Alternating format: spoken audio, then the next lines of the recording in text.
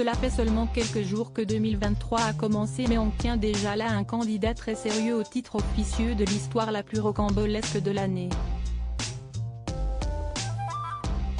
Car cette affaire est effectivement digne d'un roman, plutôt de mauvais goût en l'occurrence.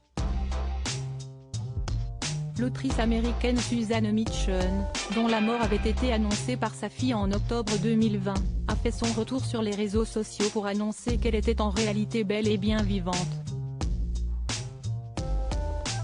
L'écrivaine, qui compte à son actif quelques best-sellers dont vous pouvez découvrir les couvertures dans notre diaporama, était très appréciée pour ses romans d'amour. On lui doit notamment Moments volés, L'amour dure toute une vie ou encore Le perdre et te trouver.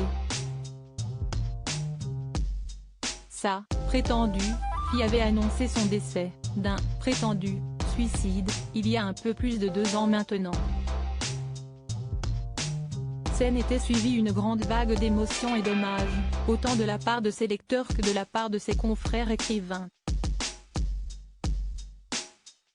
Dans un long post sur la page Facebook de Suzanne Mitchell, depuis supprimée, sa prétendue fille expliquait que l'écrivaine avait mis fin à ses jours suite à des intimidations et autres harcèlements répétés de la part d'autres auteurs. J'espère écrire à nouveau. Pourtant, une femme déclarant être Suzanne Mitchell a mis en ligne une longue publication sur un groupe Facebook privé d'écrivains, expliquant qu'elle n'était pas décédée. J'ai débattu sur la façon de faire 1 million de fois et je ne sais toujours pas si est bien ou non. Il y aura des tonnes de questions et beaucoup de gens quitteront le groupe, je suppose, a-t-elle débuté sans donner de véritables explications.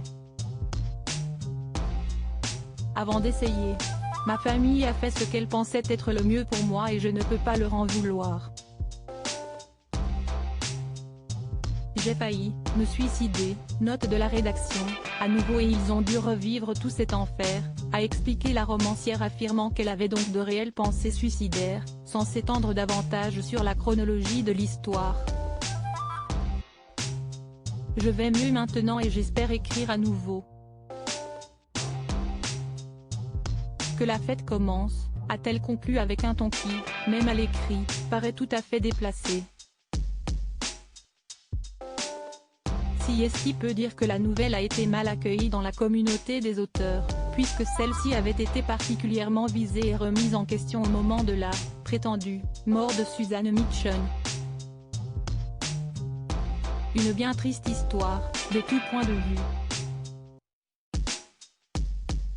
On espère en tout cas que Netflix va sérieusement se pencher sur le sujet pour nous proposer un documentaire dont ils ont le secret.